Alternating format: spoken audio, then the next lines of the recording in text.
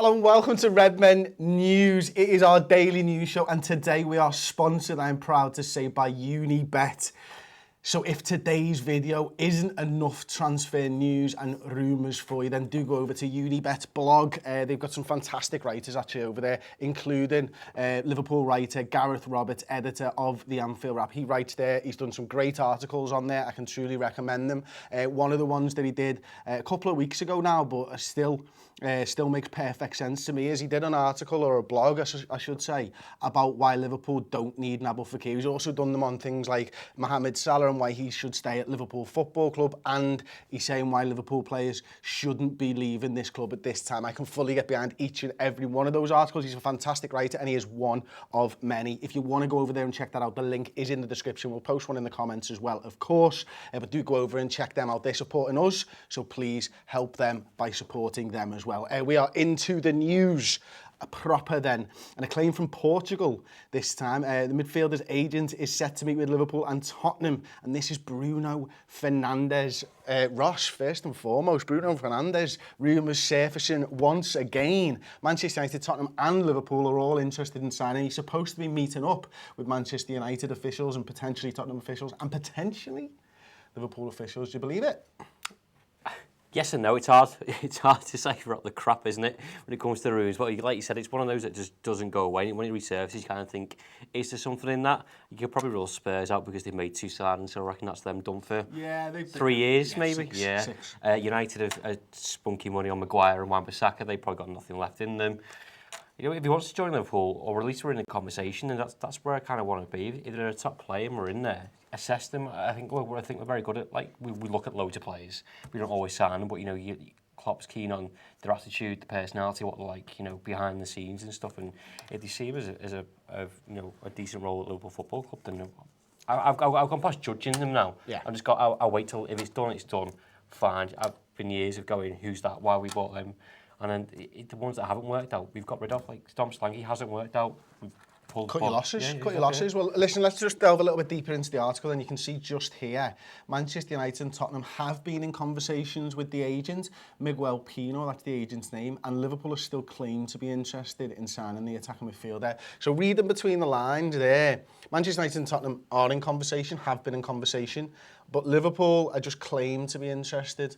It doesn't sound concrete as such, really, does it? In fact, it sounds to me like our name's just been thrown into the mix. And it goes on to say Sporting Lisbon are yet to receive a concrete offer from anybody for the player. Don't know if it's happened then. Nothing's happened then, basically. And this is Inside Football reporting this one. So let me know your thoughts on Bruno Fernandes. Do Liverpool need to sign Bruno Fernandes? Let us know in the comments section, of course.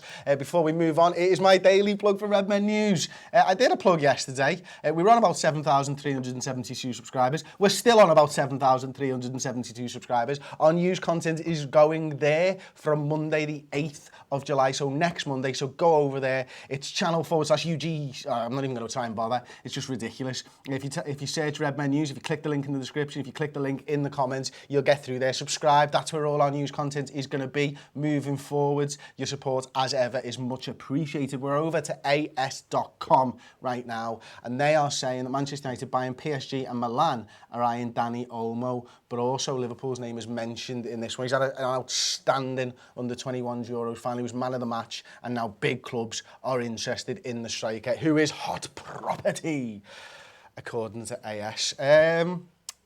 What did you make of him in the tournament, Ross? I watched every game that he played in. I've always rated him. You know, I've been telling people this for years. No one listens.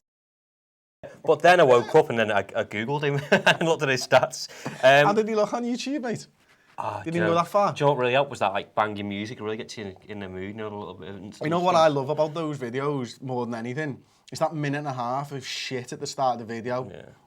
It's just ridiculous, and then you get into it, and then it's boss. It's the name flashes up. Oh my God, they all edit in exactly the same way. It's like there's only one editor for it. But according to Croatian daily Sports Novosti, the Spain striker is a very in-demand man indeed. And this is the type of thing where 40 million sounds a little bit too much for Liverpool. His stats are phenomenal. But you know what? Chelsea, Liverpool, Arsenal, Bayern Munich, Borussia Dortmund, Bayer Leverkusen, Inter Milan, AC Milan and PSG all getting clickbaited on this one, mate. Yeah. No, they're the perfect search engine names, aren't they? Type in them. I said his stats are incredible, so I did have a quick look on Transfermarkt because obviously I've never heard of him before in my life. 139 games, 30 goals and 22 assists for a 21-year-old that plays attacking midfielder and winger. I mean, even if he played £40 million, I suspect that price would go up if all those teams are in conversation with him or rumoured to be in conversation with him. That would drive the price back up again. But, you know, again, he said cut your losses there. You could go big on this guy and you still get your money's worth out of him and potentially return your investment on him. So what were some of the stats again for him? 139 games, 30 goals and 22 assists. Wow. That's pretty incredible, isn't it? Okay, well, we'll move on then. We've got a player rumoured to be going out this time. Milan apparently have met with Lovren's agents. The details. This is what this is. AC Milan have stepped up their pursuit of Liverpool's Dejan Lovren. The Italian club today met with Predrag Mijatovic, former striker Real Madrid, who now collaborates with Croatian agent Vlad Lemic. 29-year-old is ready for a change after his triumph in the Champions League with Liverpool. Liverpool are currently looking for £20 to £25 million for the player Dejan Lovren, whose contract expires in 2021.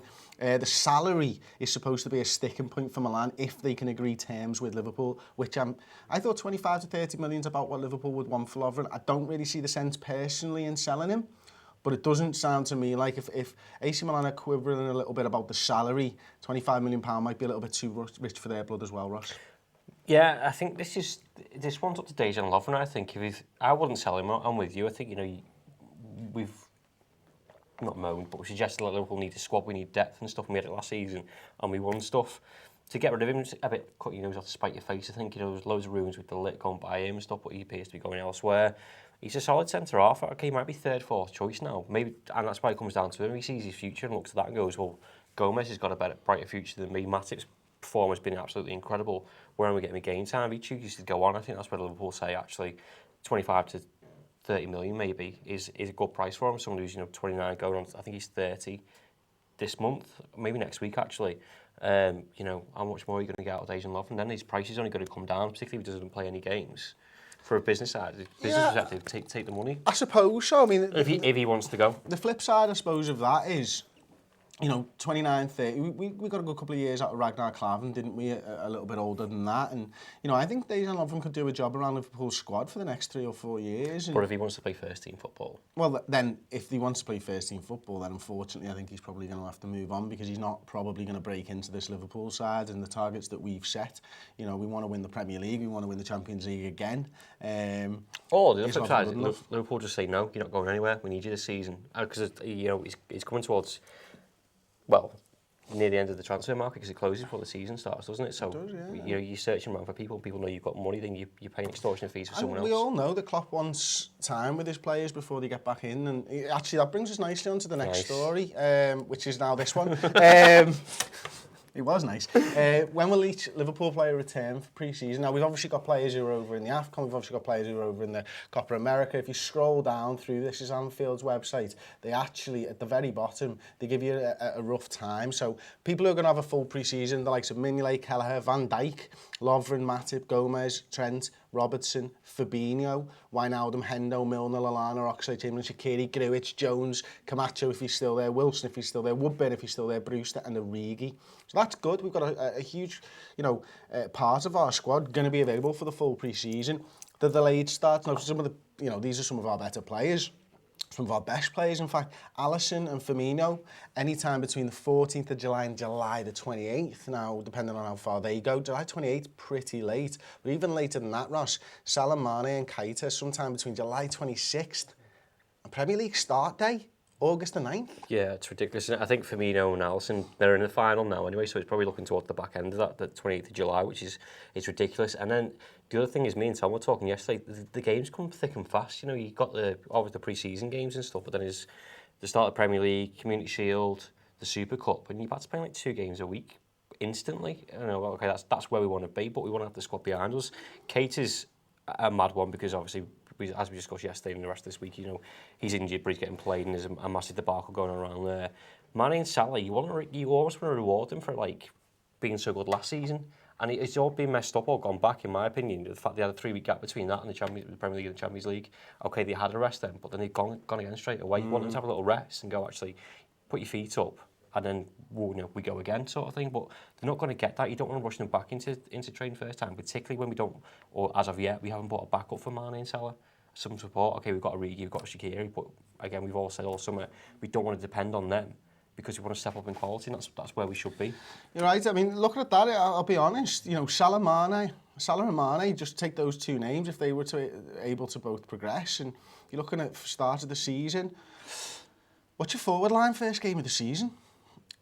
I mean, Firmino, big div on his own. Origi, Ox, Brewster, maybe, something like that. I mean, this is a season when we want to start from foot forwards. We want to go out there and get as many points in those first few games as possible. And it is a little bit of a concern, isn't it? And, you know, this is coming off the back, as you kind of allude to there, Ross, that Salah and Mane played the most minutes they've ever played last season in 1 year. And it's mentioned in that article, in fact, so go and read that if you want to. And there's some more information, of course. This is Anfield Brilliant site, friends of ours who run it and stuff. Absolutely superb. But yeah, it's I a big suspect some of them might want to come back a bit early and cut their holidays short, but then you're in danger of... It's burnout. Burnout, exactly, yeah. And the repercussions of, you know, the intense training, the way that we play our footy. What happened last year, you just said Mane and Salah played the most minutes because there wasn't anyone else. I know no disrespect to Shaqiri or Origi. The Origi's form towards the end of the season was incredible, but they're not the same, are they? No. Two more stories. Let's whiz through these quickly because I do want to get some comments in today. Divock Origi to Real Betis, according to ESPN's rumour rate, there's now 45% chance of him going through to Real Betis. Where's this one come from? He might want to go. He might not. He might feel like he's done enough to get more football now. But this is a lad who could be. Well, he's going down as a hero anyway between Liverpool fans and stuff. I imagine he's going to get game time this season. I could see him getting 30 appearances in total with substitute appearances this season. Why would you go to Real Betis for 45 shit games? Or would you rather stay at Liverpool for 30 boss ones? He's just won a Champions League. Why would you go and do that? I'm not sure the algorithm on this rumour rater, but maybe, you know, I don't think the rumour's going away because his contract runs out, even if Liverpool already come out and said we're not getting rid of him. You know, despite all these rumours, he runs his contract down, fine, we need him next season. I said before, and I said it last week, you know, we have a squad, use it. Absolutely. Okay, breaking news. Bobby Adekanye has now moved to Lazio. Look, they've got this nice little hashtag welcome Bobby Adekanye is a new Eagle. And we've got a report yesterday saying they were to sign him. It's only just happened according to their Twitter. Lazio have officially signed former Liverpool winger Bobby Adekanye on a free transfer. 20-year-old scored 3 goals and provided 2 assists for Liverpool's reserve team last season. Yeah, just want to say good luck, Bobby. Shame it didn't work out in Liverpool's first team for you. But hopefully you go on and have a good career over in Lazio with former Liverpool star. Lucas. He'll look after him, won't he? He will. Your mate. So it's not unlucky for Adekanye.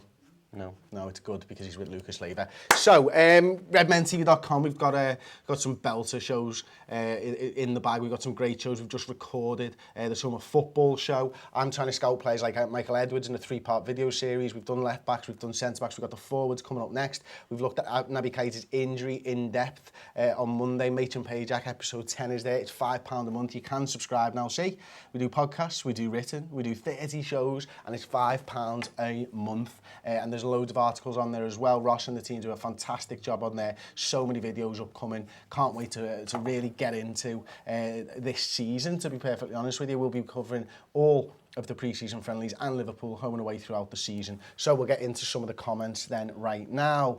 Favendal says... Favendal? Do you know? He says, Bruno Fernandes is exactly what we want. He'd be our David Silva, and there's a lot of people talking about him playing left and right, so he could be a versatile forward. I mean, that's exactly what I've always wanted at Liverpool Football Club. You know, certainly to back up those players. We spoke about it at length today. We spoke about it on the transfer shows throughout the weeks on the redmentv.com. That's what we need, isn't it? We need someone who can make it for people, for world-class players, challenging for 3 spots. You know, giving the likes of Sadio Mane and Mo Salah a little bit of rest. Yeah, that's exactly what I want as well. You know, funny enough, I'm just doing an article on we don't need an attacking midfielder, and I don't think we do. I think if he provides a role that can, you know, give Bobby a rest, give Mane a rest, give Salah a rest, as you just said, even if it's just like there's half an hour left of a game or something, not even to change the game, to give them a rest. You know, they said before, the amount of minutes they played, I think we'd be dead lucky that they were injured. And they potentially have been burnt out already because they've been all the way to, you know, AFCON this summer. Of doing that, just go and give them support, even if it's mental rest. You know, you're playing 3 games a week sometimes. Just say, like, pick and choose when you can play someone, but back up with quality as well. So Bad Panda says, how many games will Brewster play in this one? I'd like to talk about it. I think I've mentioned it over on the website a few times now. I don't think if Liverpool don't sign like a Bruno Fernandes or a really great attacking midfielder or a forward to back these lads up, Salah and Mane, Firmino, etc., I think Brewster's going to play a lot of games this season. I think we're putting a lot of trust and hope into young Ryan Brewster, and I think we might have someone like the talent level of a Marcus Rashford there to come into the side and really perform at a high level. DXSH_Temper says, I would love Bruno Fernandes, but who would drop out of that midfield three, in your opinion?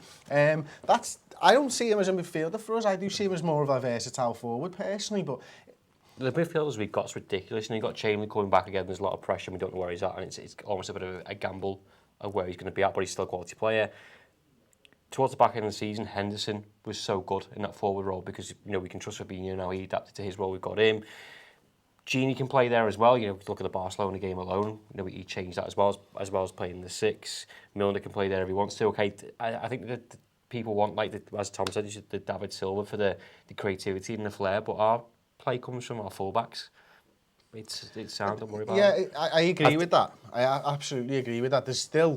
I still think there's room for improvement. I think we've seen under Jurgen Klopp an evolution each and every season. So last season it really was. We evolved into this full-back attacking side and midfield fitting into that.